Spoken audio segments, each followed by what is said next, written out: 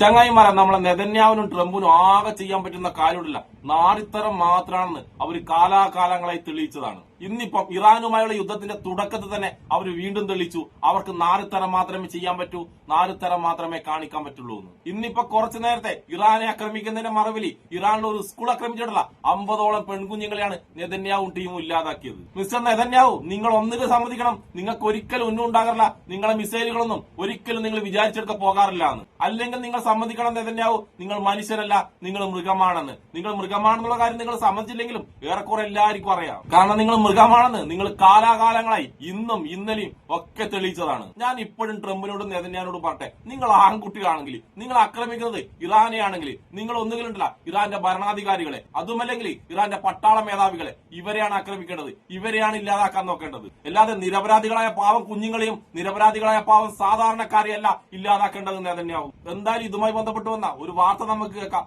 ഒരുപാട് സങ്കടം ഉണ്ടാക്കുന്ന വാർത്തയാണ്. എന്നാൽ നമുക്കൊന്ന് കേട്ടിട്ട് വരാം. വാ.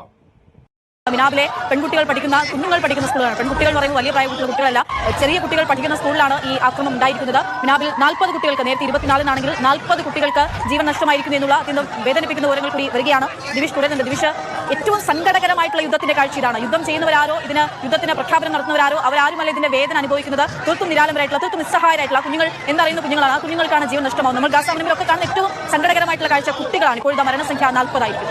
തീർച്ചയായും ഏറ്റവും വിഷമിപ്പിക്കുന്ന അല്ലെങ്കിൽ സങ്കടപ്പെടുത്തുന്ന ഒരു കാഴ്ചയാണ് ഇറാനിൽ നിന്ന് വന്നുകൊണ്ടിരിക്കുന്നത്. അതിൽ കൂടുതൽ ദൃശ്യങ്ങൾ വന്നിട്ടില്ല. പക്ഷേ ആദ്യഘട്ടത്തിൽ 5 കുട്ടികൾ കൊല്ലപ്പെട്ടു എന്ന് വരും. പിന്നീട് 12ലേക്ക് എത്തുന്നു, 20ലേക്ക് എത്തുന്നു, 24, ഇപ്പോൾ 36 കിടന്ന് 40 വരെ മരണം സംഭവിച്ചു എന്നതാണ്. ഇതാണ് മിനാബ് എന്ന പ്രദേശം. ഇവിടുത്തെ സ്കൂളിൽ, എലിമെന്ററി സ്കൂളാണ്, പെൺകുട്ടികളുടെ സ്കൂളാണ്, അവിടെയാണ് ആക്രമണം നടന്നിരിക്കുന്നത്. അതായത് ഇസ്രായേലിൽ നിന്നുള്ള ആക്രമണങ്ങൾ ഈ മേഖലയെ ആകെ കേന്ദ്രീകരിച്ച് പ്രധാനമായിട്ടും ആക്രമണം ഉണ്ടായപ്പോൾ മിനാബ് ലക്ഷ്യം വെച്ചു എന്നതാണ്. അത് ഏതെങ്കിലും വിധത്തിൽ സൈനിക കേന്ദ്രങ്ങൾ അതിന് സമീപത്തുണ്ടായിരുന്നു, അല്ലെങ്കിൽ ഭരണപരമായ ഏതെങ്കിലും പ്രധാനപ്പെട്ട ആളുകൾ അവിടെ ഉണ്ടായിരുന്നു, അതിനെക്കുറിച്ചുള്ള വിവരങ്ങൾ വരും മണിക്കൂറുകളിൽ വരുമെന്നാണ് പ്രതീക്ഷിക്കുന്നത്. പക്ഷേ ആ ആക്രമണത്തിൽ സംഭവിച്ചത് ഒരു സ്കൂൾ തകർന്നു എന്നതാണ്. ആ സ്കൂളിലെ 40 കുട്ടികൾ ഈ അപകടത്തിൽ അല്ലെങ്കിൽ ഈ ആക്രമണത്തിൽ കൊല്ലപ്പെട്ടു എന്ന സങ്കടകരമായ വാർത്തയാണ് വരുന്നത്. ഇതിന്റെ പല ദൃശ്യങ്ങളും ഇറാനിൽ നിന്ന് ഇപ്പോൾ പങ്കുവയ്ക്കപ്പെടുന്നുണ്ട്. പക്ഷേ പൂർണ്ണമായൊരു നിലവിൽ എന്താണ് സംഭവിച്ചത് എന്ന വിഷയത്തെക്കുറിച്ചുള്ള ഒരു പൂർണ്ണമായ സ്ഥിരീകരണത്തിലേക്ക് ഇറാൻ സർക്കാരോ ഇറാന്റെ സേനയോ ഇതുവരെ പോയിട്ടില്ല. ഇറാൻ മാധ്യമങ്ങൾ പുറത്തുവിടുന്ന വിവരങ്ങൾ അനുസരിച്ചാണ് നമുക്കിത് പങ്കുവയ്ക്കാൻ കഴിയുക. മിനാബിലെ പെൺകുട്ടികൾക്ക് വേണ്ടിയുള്ള സ്കൂളിൽ ഉണ്ടായ ആക്രമണത്തിൽ 40 കുട്ടികൾ കൊല്ലപ്പെട്ടു എന്ന ഒരു വിവരമാണ് ഇപ്പോൾ വരുന്നത്. ഏറ്റവും സങ്കടകരമായ കാര്യം, അക്ഷതനെ നേരത്തെ സൂചിപ്പിച്ച പോലെ ഗസയിലും അല്ലെങ്കിൽ യുക്രൈനിലുമൊക്കെ ഏതൊരു യുദ്ധ കാലത്തും യുദ്ധ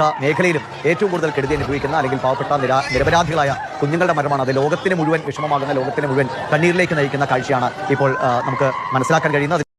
ഈ കുഞ്ഞുങ്ങളുടെ മരണത്തിനും ഈ കൂട്ടക്കരച്ചിനും ദൈവം നിന്നോട് കണക്ക് ചോദിക്കൂല എന്നാണോ നീ കരുതുന്നത് നെതന്യാഹു? ദൈവം ഇതിന് നിന്നോട് കണക്ക് ചോദിക്കാതെ നിന്നെ ഈ ഭൂമിയിൽ നിന്ന് ദൈവം തിരിച്ച് കൊണ്ടുപോകൂല നെതന്യാഹു, കൊണ്ടുപോകൂല. നിന്നോട് മാത്രമല്ല ദൈവം കണക്ക് ചോദിക്കുക, നിന്റെ ബെസ്റ്റ് ഫ്രണ്ടില്ലേ ട്രംപിനോടും ദൈവം കണക്ക് ചോദിച്ചതിന് ശേഷം മാത്രമേ ഈ ഭൂമിയിൽ നിന്ന് കൊണ്ടുപോകത്തുള്ളൂ. ഈ വാർത്തന്റെ അടിയിൽ ഒരുപാട് സംഖ്യകളും കൃസംഖ്യകളും സന്തോഷത്തിന്റെ കമന്റ് ഇടുന്നുണ്ട്, ഒരുപാട് പൊട്ടിച്ചിരിച്ചുകൊണ്ട് ഒരുപാട് കമന്റ് ഇടുന്നുണ്ട്. ഇതേ സംഖ്യകളും കൃസംഖ്യകളും ഗസയിലെ കുഞ്ഞുങ്ങൾ മരിക്കുമ്പോഴും ഇതുപോലെ സന്തോഷപ്പെട്ടുകൊണ്ട് ആഹ്ലാദത്തിന്റെ കമന്റ് ഇട്ടിട്ടുണ്ട്. ആ സംഖ്യകളോടും കൃസംഖ്യകളും കൂടിയാണ് ഞാൻ പറഞ്ഞത്, നിങ്ങളോടും ദൈവം കണക്ക് ചോദിക്കാതെ ഈ ഭൂമിയിൽ നിന്ന് കൊണ്ടുപോകൂല. പിന്നെ കുറെ സംഖ്യകളുടെ കമന്റ് ആട്ടാ, ഈ സ്കൂളിന്റെ അടിയിൽ ഇറാന്റെ സൈനിക കേന്ദ്രം ഉണ്ടെന്ന്. ആ സൈനിക കേന്ദ്രം ഇല്ലാതാക്കാൻ വേണ്ടിയിട്ടാണ് ഇസ്രായേൽ അവിടെ ബോംബിട്ടെന്നാണ് കുറെ സംഖ്യകളും കൃസംഖ്യകളും പറയുന്നത്.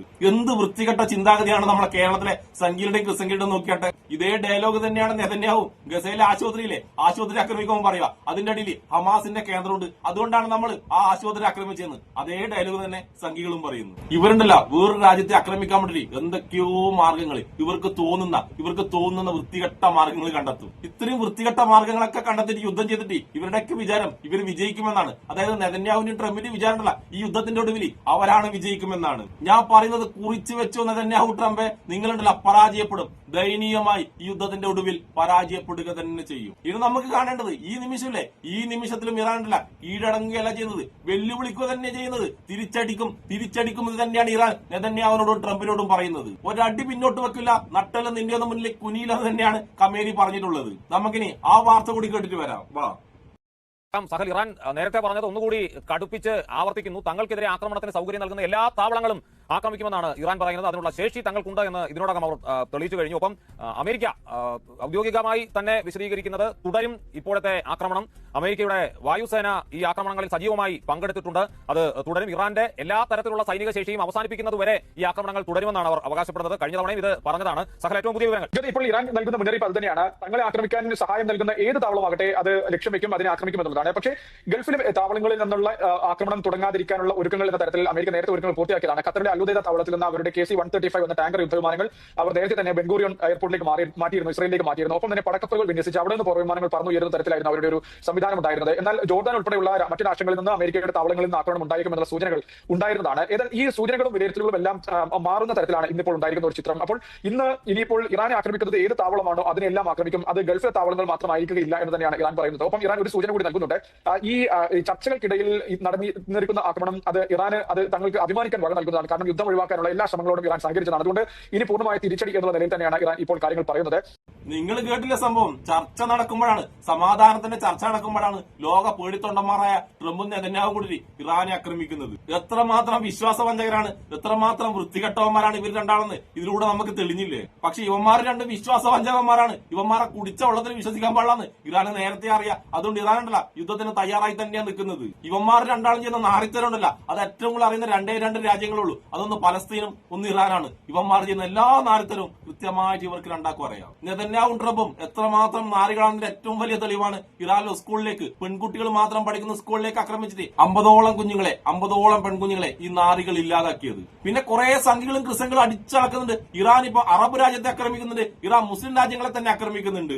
ആ വിവരവും ബുദ്ധിയില്ലാത്ത സംഘികളോടും ക്രിസംഘികളോടും ഞാൻ പറയട്ടെ, ഇറാൻ ആക്രമിക്കുന്നത് അറബ് രാജ്യങ്ങളല്ല. ഇറാൻ ആക്രമിക്കുന്നത് അറബ് രാജ്യങ്ങളെ തങ്ങിയുള്ള അമേരിക്കന്റെ പട്ടാള ക്യാമ്പിനെയാണ് ഇറാൻ ആക്രമിക്കുന്നത്. ഇല്ലെങ്കിൽ ആ അറബ് രാജ്യത്ത് ആ ക്യാമ്പിൽ ഇരുന്നുകൊണ്ട് അമേരിക്ക ഇറാനെ ആക്രമിക്കും. അപ്പൊ ഇറാനെ തിരിച്ചാക്രമിച്ചേ പറ്റൂ. അത് ചെയ്യുന്നതുകൊണ്ട് യാതൊരു കുഴപ്പമില്ല. അല്ലാതെ ഇറാനുണ്ടല്ലോ അറബ് രാജ്യത്തെ സാധാരണക്കാരെയോ ഇന്ത്യക്കാരെയോ നല്ല ആക്രമിക്കുന്നത്. അതുകൊണ്ട് സംഘിലോടും ക്രിസംഘിലോടും ആ ഡയലോഗ് ഉണ്ടല്ല, ആ ഡയലോഗ് 4 മടക്കിണ്ടല്ല ഈശ്വരായിട്ട് ഒറ്റ മുങ്ങിൽ മുങ്ങിക്കോ. ഇനി ആരൊക്കെ എന്തൊക്കെ പറഞ്ഞാലും ഈ യുദ്ധത്തിലുണ്ടല്ലോ ഞാൻ ഇറാന്റെ കൂടെയാണ്, ഇറാന്റെ കൂടെ മാത്രമാണ്. കാരണം ഇറാൻ പോരാടുന്നത് അവരുടെ രാജ്യത്തിന് വേണ്ടിയാണ്. അവരുടെ രാജ്യത്തേക്ക് കയറിക്കൂടാൻ ശ്രമിക്കുന്ന അമേരിക്കക്കും ഇസ്രായേലിനെതിരെയാണ് ഇറാൻ പോരാടുന്നത്. അതുകൊണ്ടുണ്ടല്ല അന്നും ഇന്നും എന്നും ഞാൻ ഇറാന്റെ കൂടെ മാത്രമാണ്. അപ്പൊ തോൽവിയെയും മരണത്തെയും പോലും പേടിക്കാതെ പോരാടുന്ന അലി ഖമേനിക്കും ഇറാനും എന്നെ ഇഷ്ടപ്പെടുന്ന എല്ലാവർക്കും എന്റെ ഒരു നല്ല സുലാൻ.